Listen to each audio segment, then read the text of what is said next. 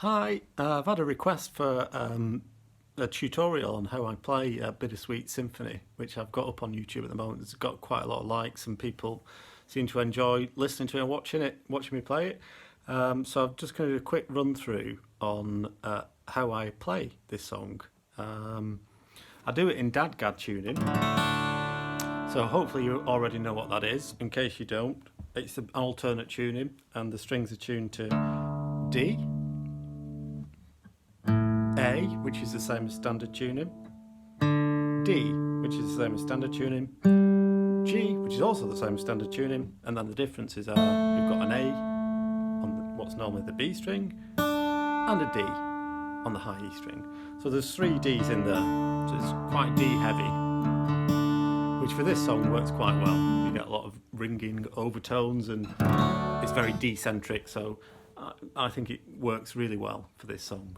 There's only 4 chords in the song, so again this tuning helps it just sound a bit more interesting than a standard tuning, where it can get a bit tiring to listen to or sound a little bit bland in terms of accompaniment. So the 4 chords I play this with are a D. I play it in the key of D. I think the original's in E, so if you wanted to do in the original key you could just capo at the 2nd fret and then do these same chord shapes. I prefer sort of singing it in the key of D, works better for me, but do whatever works for you or the singer you're working with. So the chord shapes I play is a D, so that's 3rd finger on the 4th fret of the D string and the 1st finger on the 2nd fret of the G string. A really nice full sounding D chord to open us up.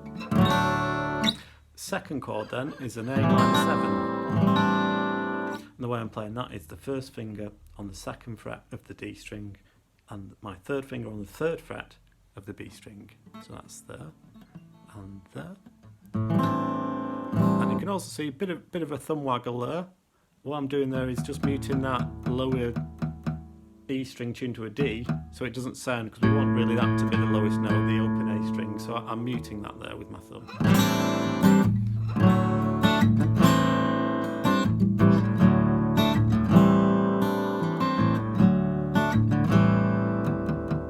So you can see that's one of the techniques you need to try and learn to play this song well, is a bit of left hand muting on the strings you don't want to sound.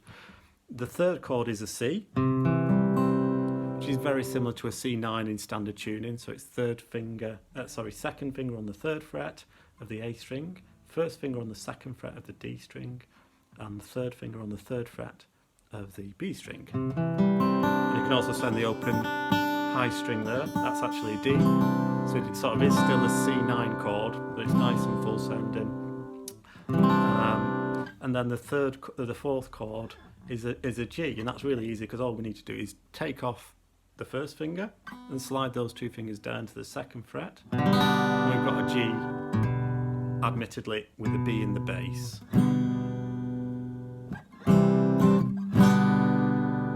That's all. Now what I'm doing there muting wise is I'm muting that bottom string with this 2nd finger. So I'm holding down the A string, but I'm just got it in such a way that it just stops that low E from sounding.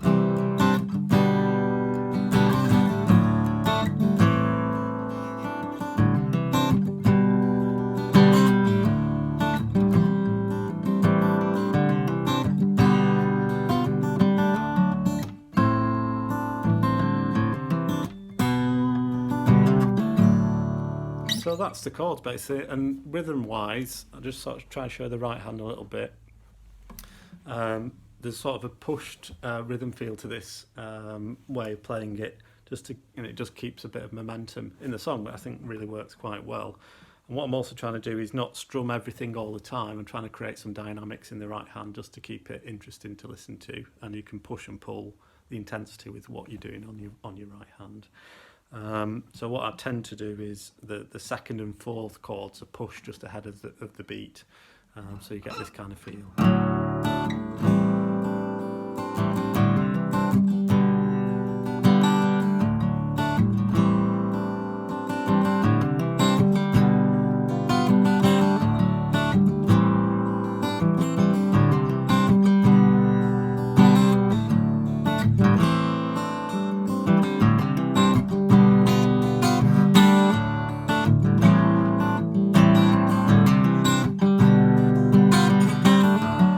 yeah, what I'm doing mainly is hitting the lower strings on the sort of first beat of the bar, or that push beat of the bar, and then off beats hitting the higher strings. That's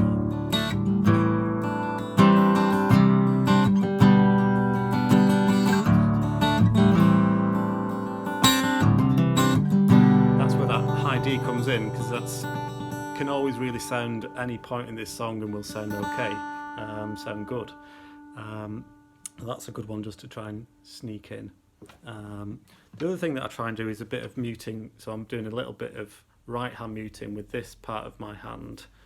There's a kind of Neil Young type style, that's who I've seen play like that, and the sort of style I try and recreate. So if you want to have a look at the way Neil Young plays, he does a lot of right hand muting. Also other people who play a lot with just a guitar and a voice use that to keep the dynamics under control and give you can just lift or take the intensity down a bit with what you're doing with your right hand. So I do a bit of this on this song as well, so you get something like that.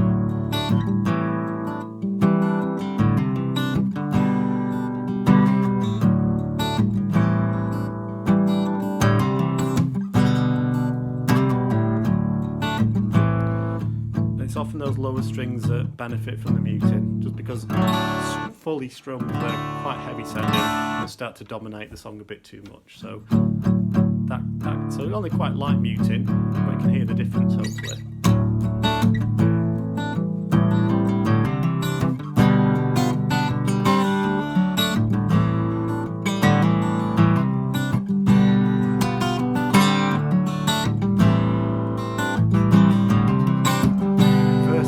If you strum it all fully, nothing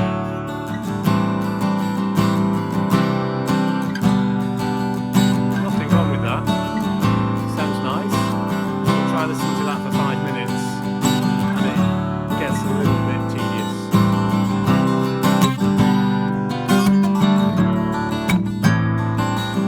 I'll try and get those percussive hits in as well.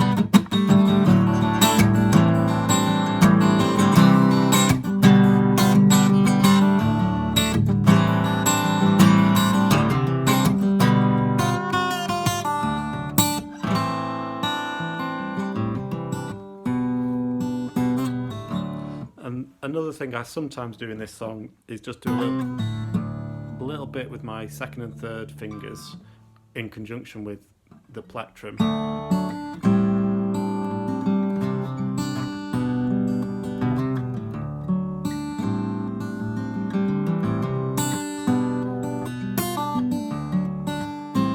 That's also nice and can take the intensity down a bit while still keeping quite a lot of interest going in the part.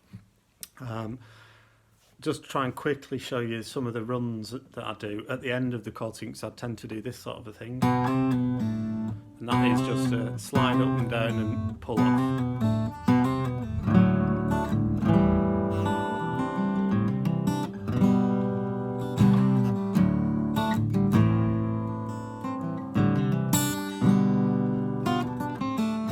If you want to give it a more bluesy feel, I think someone's commented in the notes it sounds quite bluesy, which I think is really good, and that's the basis of this song. I think it is a sort of modern blues song is what they bill it as when you listen to what the Verve say about this tune.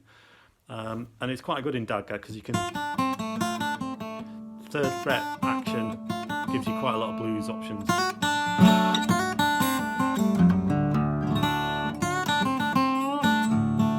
So you can sneak those runs in as you see fit. And it does give it that more blues feel.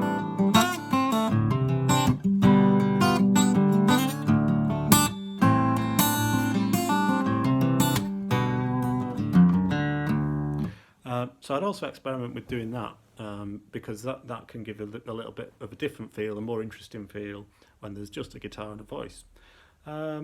I think that's about everything really. So hopefully that's useful. Have a play around with that way of playing Bittersweet Symphony. Hope it works for you, and I hope you found this video useful. Let me know if you have, and perhaps I'll do some others for other songs that I put up on YouTube. And other than that, hope the weather is better where you are than it is here. It's still pouring down with rain. Pretty miserable. So I'm going to go and have a nice cup of coffee now. Enjoy the rest of your weekend or your day.